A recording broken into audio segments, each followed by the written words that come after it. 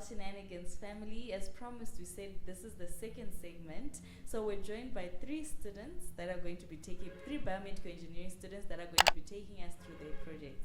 For the starters, we've got Waishi. Please tell us what your project is all about. Okay, thank you so much, Amanda. I have an automated syringe pump. So the idea generation of my project emanated from the start of this year.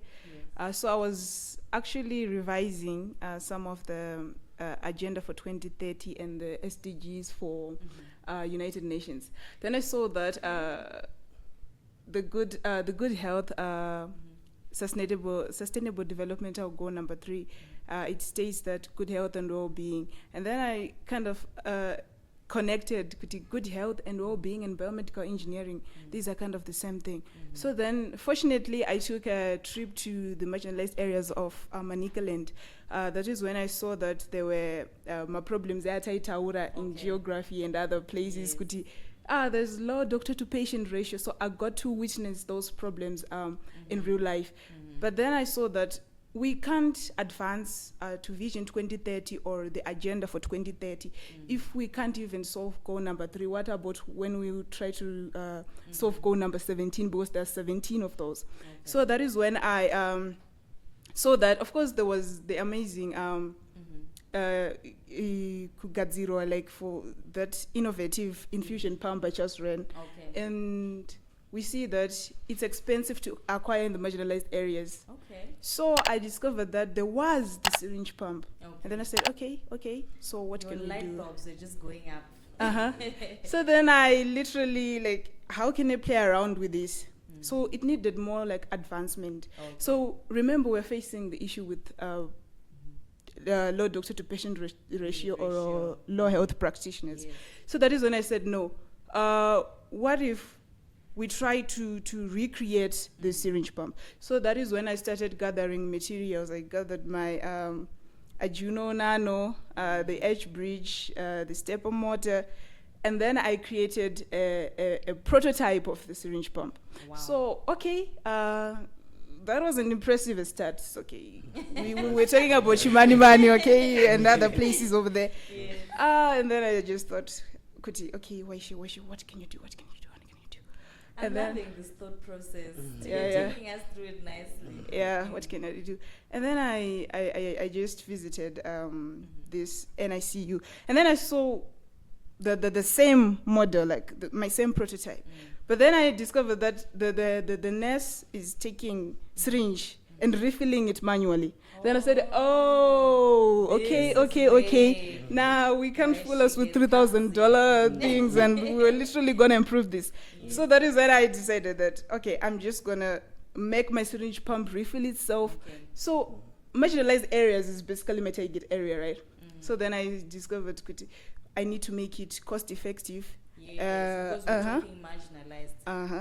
And then I have to make it easy to use. That's why I incorporated the little LCD and we call it the keypad.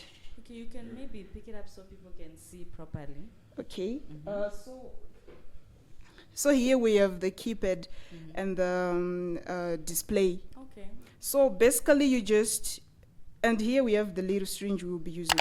So basically we just press the number of mils for the syringe, and then there is, so it displays over here, and then you just enter the rate at which you want medicine to be administered. So we find this innovation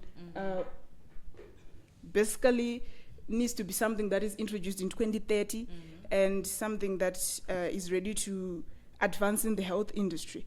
So we see that we need more of effective health ideas. We need more of innovators in the world. To be honest, we don't need more clothing brands. We don't need more designers. We don't need more Louis Vuittons or something. We need actual solutions to actual problems. So we have to step up and be the innovators. We see the advancement of AI. We see the advancement of even politics as well. It's advancing. But what about the healthcare industry? It's lagging behind. It's lagging behind. So we need to incorporate all those ideas, Bring them together. bring them together and solve healthcare problems. Wow. Yeah. No, guys, imagine chirungu chakadzidza icho. What that infusion pump does. Saka, what challenges did you face when you're making this? Okay, some of the challenges I faced, I had to restructure the original syringe pump. Okay. I had to study the mechanism and to find out kuti you can't tamper with a professional cord. So you literally need to have that level of you need to have that level of knowledge, that groundbreaking level of knowledge. And also the materials, it's kind of hard to acquire materials because you're a student, right? So you're trying to make something that can change the world, something that can be the cause of change or something. So materials practically. Were hard to come by. Okay, nice. Guys, mine's okay, girl power. The first segment I had girl power, girl power yakagarapo, doing such amazing things. How long did it take for you to build that prototype? Okay, starting from the idea generation to the proposal and stuff, it practically took about 7 months to complete it. All right. Okay. So with the average, you say engineers 7 to 8 months.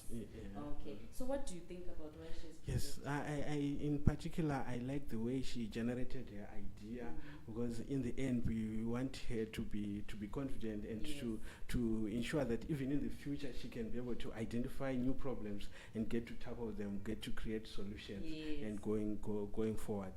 Yes. Yeah. So I love that. Well done, Waishi. We can't wait to see. So I wanted to take it from this to commercialization. Exactly. What do you need? Okay, thank you so much for that question. Yes. Practically, I need to work with maybe like-minded people. Yes. I need to work with people who have a vision. Of course, there are organizations such as the United Nations who foresaw the way the world is going to be by 2030. Yes. So basically, I need all those people with all those ideas to come together to build something that is worthy to change the course of history or the world at large. No, we're so proud of you. Thank you so much. Thank you. So Tabaka ku girl power, we're going to gents power. Yeah, Yes. Gents power. Gents power. So we have Isaac next to talk about his project. Okay. Please take us through. Okay, so as we are seeing, we have this project is an IoT based ECG monitoring system. Okay. So this project came from the research that according to the advancement of technology, like in the healthcare industry, we can see that the technology has not yet advanced like here in Zimbabwe, that we can have such an IoT-based ECG monitoring system that can be able to monitor like the ECG, like the electrocardiogram signals. So this project is there so that it can fit in to improve the healthcare industry, to improve the healthcare technology. Yes, we can take a look at such ECG monitors like the Bionet ECG monitors, like the Holter ECG monitors. Yes, they are there, but this one is also now coming to introduce the advancement of technology. So as we can see, the project, it has 3 electrodes. So these are the ECG electrodes. So we have 3 ECG electrodes. And here, this is the casing. So inside the casing, there is the ESP32 microcontroller, and there is the ADA232. Yeah, so the ESP32 microcontroller is the one which is there as the controlling part of the project. And we have the ADA232 sensor, which is there to take the signals from the body so that they can be displayed on a web platform. So I forgot to tell you that this IoT-based ECG monitoring system, like as we take a look at the IoT part, this is meaning that it's Internet of Things. IoT, yes. Yes, national IoT is no more. IoT, okay. Yes. So IoT means the Internet of Things. Okay. This is IoT. So when we talk about IoT, there is internet connection, Okay. there is Wi-Fi connection. Okay. So this one, the advantage that it has is that it works with an offline web platform. There's no need for internet access. Okay. Of course, we can connect internet, but we have to have internet access. So, like I've taken a look at and did research, and I saw that no, some use internet access. Of course, if we take this ECG to Gokwe or in such hospitals in the outskirts, we can see that there is no internet connection. Exactly. Solving a problem. Exactly. So if we take a look at those hospitals, they are not yet guaranteed that they can, exactly we can have an internet connection that can be able to sustain the project. So this one, it uses an offline web platform. So which means that the doctor can actually see the ECG signal on a web platform while the ECG electrodes are placed on the patient. So as the electrodes are placed on the patient, the doctor is already seeing the ECG signal. So on this on the web platform, as we take a look at the web platform, there should be the signal which we call the sinus rhythm. According to the project, there has to be the sinus rhythm which shows the normal rhythm of the heart. Okay. Yes, exactly, the normal rhythm of the heart. So if we place the electrodes on a normal patient, we should see the sinus rhythm. So which means if we do not see the sinus rhythm, the web platform itself, according to the electrodes they are placed on the patient, if the patient is not normal, it shows that arrhythmia detected.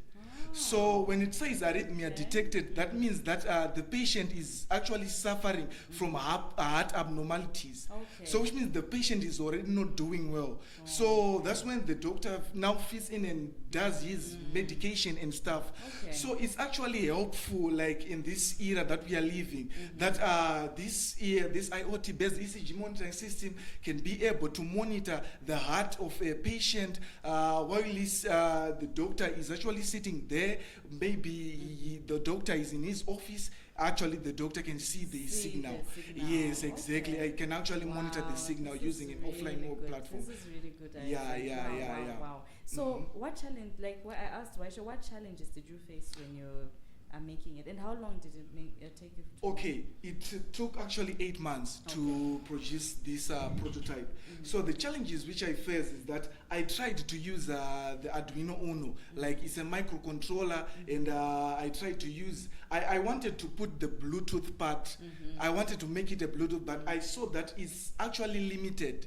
Because if we take a look at Bluetooth, like even if we take a look at the earpods that we use, we can see that if you connect an earpod, if you go away, or if if there is a distance, it shows that there is no connection.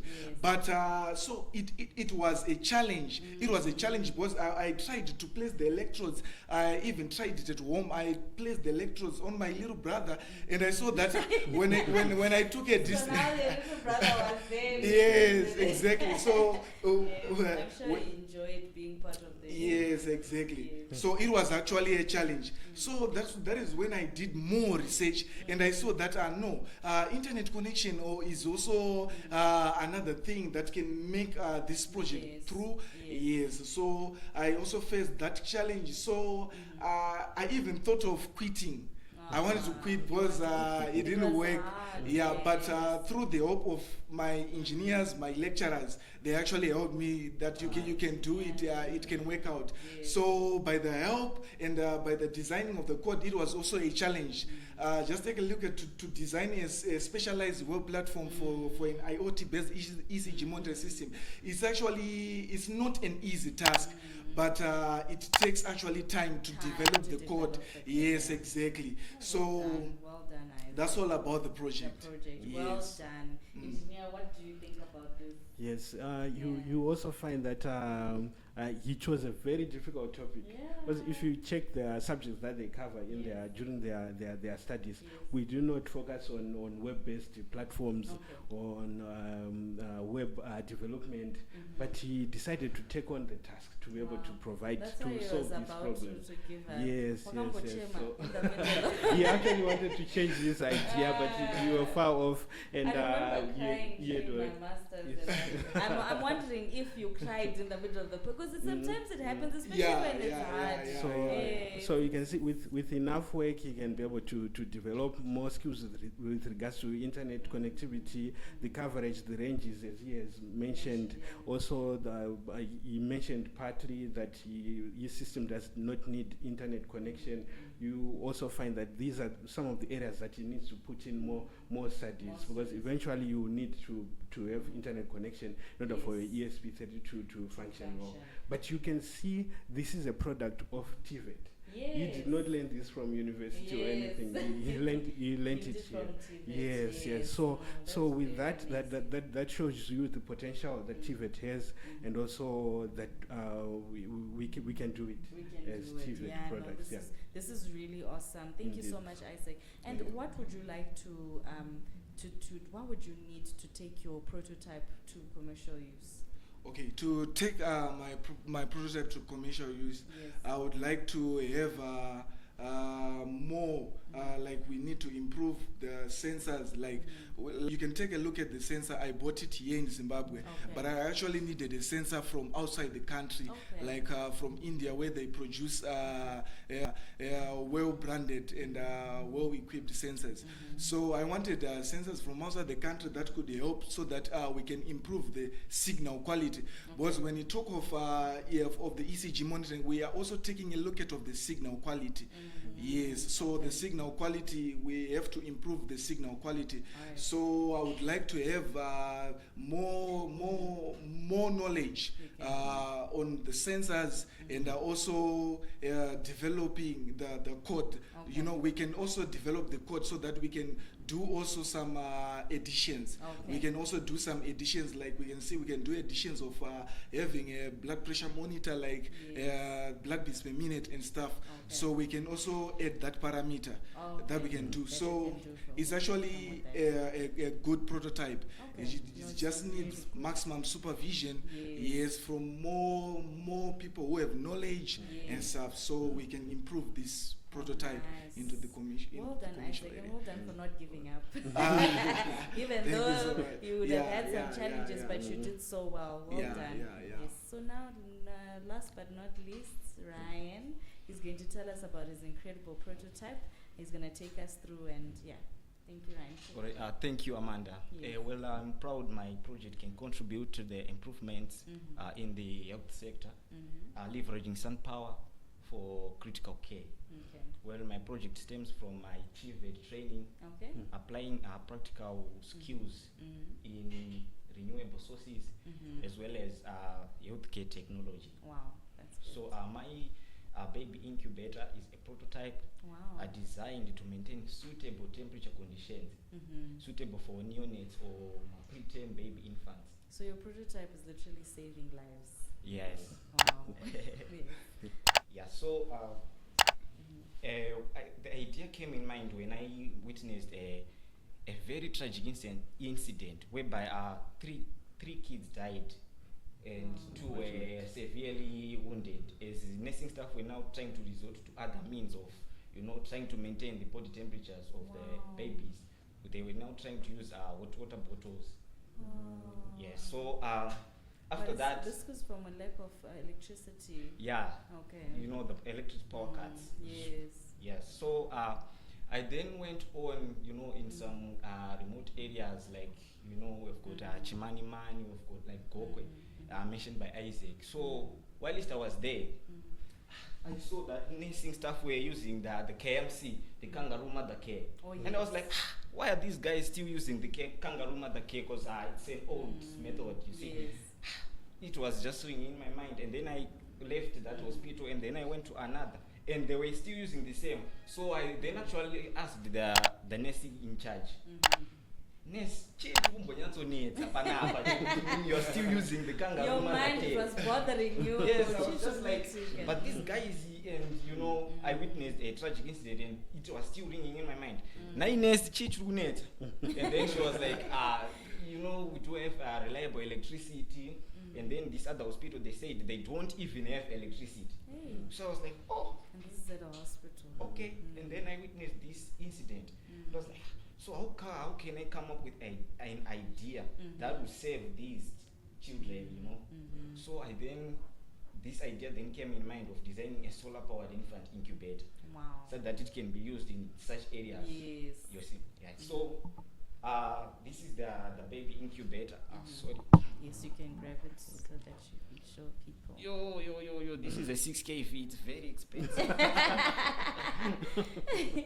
Okay, Yeah. the micro. Well, so this is the infant incubator. We've got the 6K fee, like I said before. The expensive one. Yes, it's very expensive. Yes. We've got the OLED, and inside we've got the TP4058, which is the charging module. We've got the 2-channel relay. We've got the Arduino Nano, the Vero board, and we've got the thermistor. Okay. The thermistor, yes, I will use the thermistor as the body temperature sensor. We've got the DHT11 as the ambient and the humidity sensor. Okay.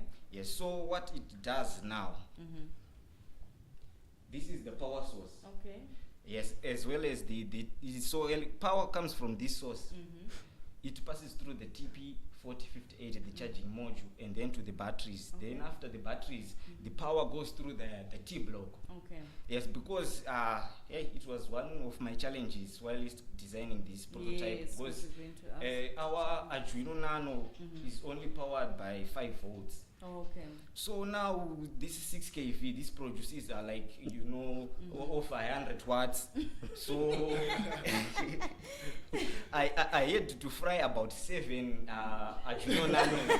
You see, Okay. yes, I fried about 7 Arduino Nanos, and I was like, what? This thing is actually gonna cost me, because the Arduino Nano, wow, it's about $10 each. Yeah, I even thought of designing, even Simpler. a syringe. Yeah, so the T block now, it reduces the power from the batteries. Okay. Yes, so I then set it to produce about 5 volts for the Arduino Nano, and then the rest of power goes to the heating element. As well as the fan. Okay. The 2-channel relay is the switching mechanism between the heating element and the fan, so as to maintain the stable set temperature. Yes, so now we've got inside, this is where we will put our baby. Oh. Yes. We've got the humidifier there, which humidifies the air, because the baby, they may breathe in toxins. Yes, like dry oxygen. Yes, okay. so it's not good for them to breathe dry oxygen. So we've got the humidifier here now. This is one is very expensive. This is called this is an ultraviolet LEDs. Okay. Yes, they are used to cure jaundice. Oh, okay. When the baby is jaundice. So now I had to put the ultraviolet LEDs inside the prototype, because I witnessed that when the nursing staff or whoever is in charge wanted to treat jaundice on the neonates, they will have to open the whole casing of the baby incubator. But now if you just open the whole casing, the purpose of incubation will be totally eradicated. Yes. So I had to come up with an idea of placing the ultraviolet LEDs inside the incubator. So it's actually my innovation. Hey. Yes, it's also my innovation. Nice, Ryan. Nice. Yes, so Well so once you switch it on, the display will display incubator initializing, and then within seconds it will display the measured temperature parameters. Okay. And the humidity. Okay. Yes, right on the LEDs. On the LEDs, okay. So basically that's the project. Yeah. Wow. What do you think about this engineer? It's also an impressive idea. It also shows that indeed someone who's in the field, a technician, an artisan, can actually get to develop ideas that are very useful, and you can hear from the tragic incidences that he experienced. Yes. So you also find ordinarily we would want that as the project finishes, they actually come up with an actual device that we can actually get to implement, or at least something that is close enough. But because of lack of resources, limited funding, we end up having to reduce some of their ideas so that they are prototypes, so that they can get to display that indeed they can achieve the objectives that they intend to. Yes, with the hopes that in the future we can get to receive funding so that they can get to commercialize and get to implement. Yes. And actually they can actually get to a point where they will earn a living from commercializing these. Indeed, and also they can also, it's a platform whereby if he, let's say he commercializes the idea, he can get to employ people. Yes, we will be assembling, we will be doing the circuits and things like that. And that also creates employment. It also creates employment, indeed. And also we would get rid of the idea of importing biomedical equipment from outside the country. Yes, so that cuts a lot of by a big percentage. Indeed. Yes. So I really like his thought process as well. He shows that he identified, he did it, his case study, and he identified an actual problem that is within the field. Yes. And he solved it. Indeed, and he also he also found the opportunity to add the LEDs, the UV light. Yes, another innovation from. That's two innovation in one. Yes. So it's testament. It's a testimony that indeed TVET can produce innovation. Indeed. Nice. Thank you so much, Engineer. Ryan, well done for not giving up. Thank you. Pushing and powering through. All of you guys, you did so well. Super proud of you. And so how do challenges push innovation? How do they shape innovation, Engineer? I'll give an example. If it wasn't for the fact that we need to move from, let's say, Harare to Marondera or Harare to Bulawayo, we would not have motor vehicles.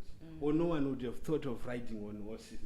So you will find that because there was that challenge that it's taking too long to go from point A to point B, we then start to innovate and things like that. So challenges create opportunities for engineers, for upcoming artisans, for technicians, for technocrats to actually get to find a solution that will open doors for many other people.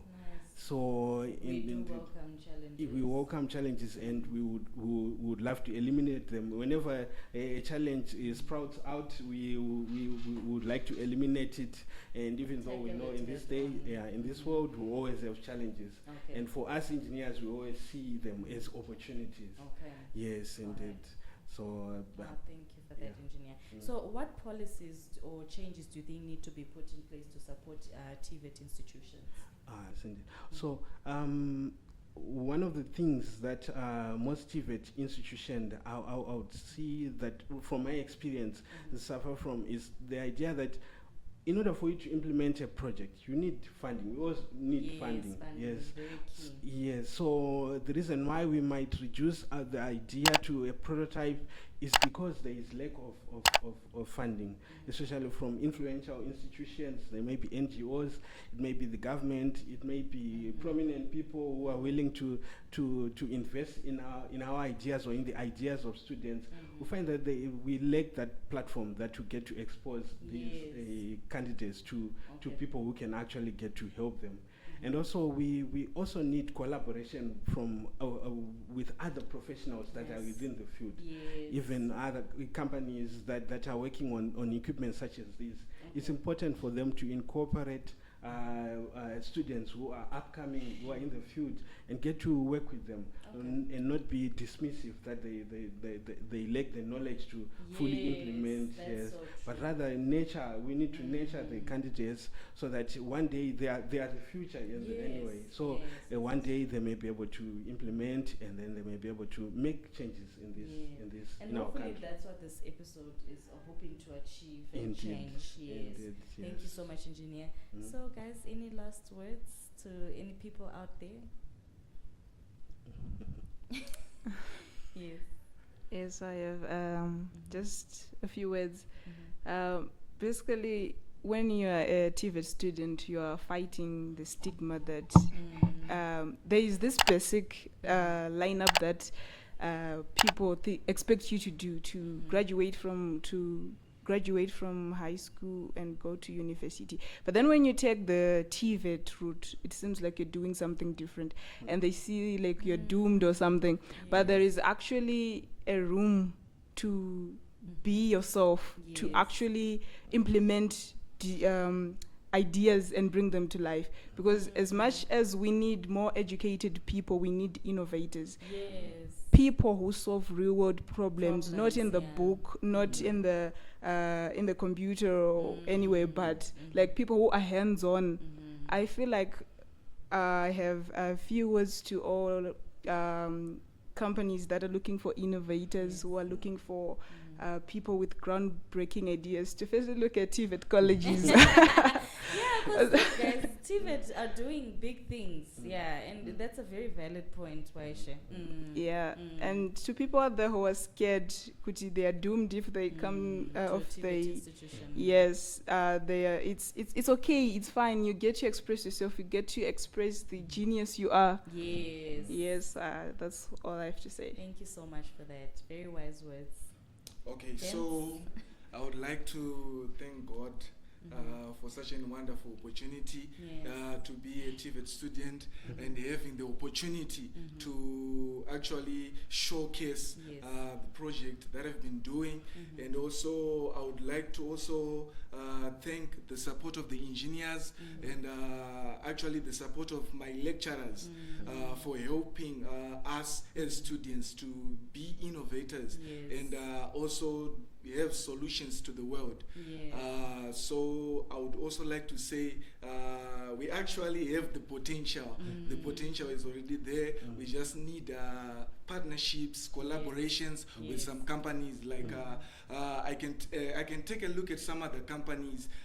They can have the chance and the opportunity to take such an innovator with the mind, the groundbreaking solutions.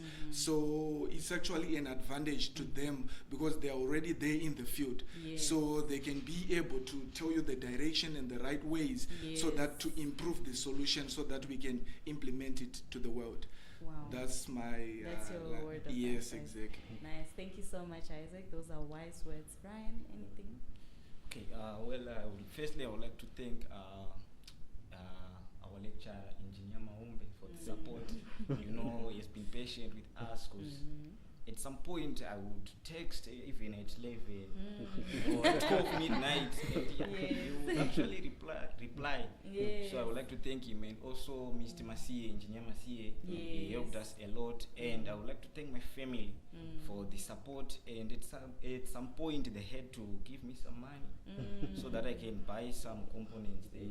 Nice. And then I would like to say, in order for us to continue, as you can see, we are very innovative, and we are really trying our best to come up with the solutions and the ideas that will change the world in the future. So we would like to partner with some big companies and also even individuals who are willing. Like, here in Zimbabwe, we've got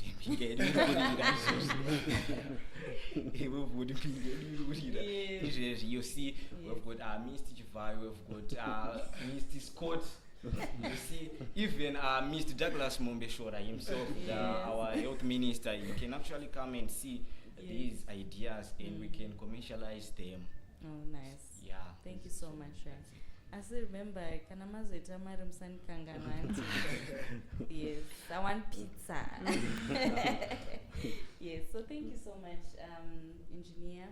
Thank you so much, you guys, for coming. And on our first segment, we had Hillary and Charity. Thank you so much for all the innovation that you've brought, engineer. It's all thanks to you and guiding them.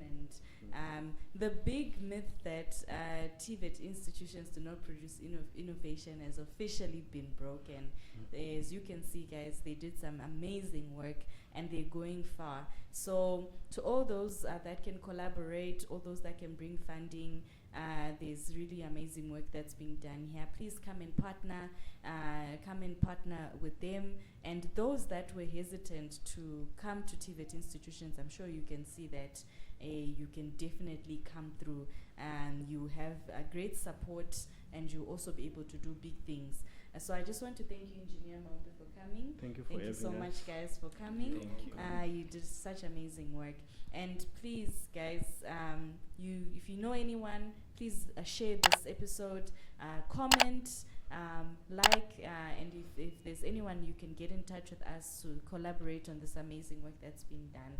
So I'll see you again on the next one. I just want to thank our production team, and thank you so much to Harare Institute of Public Health for powering this episode, and to the biggest thanks goes to you, our viewers, for tuning in and watching. I'll see you again on the next time. Thank you for tuning into Health Shenanigans, Makuhwa, eUtano, Amahunga, hunga, ngezempilakahle. I'll see you on the next one.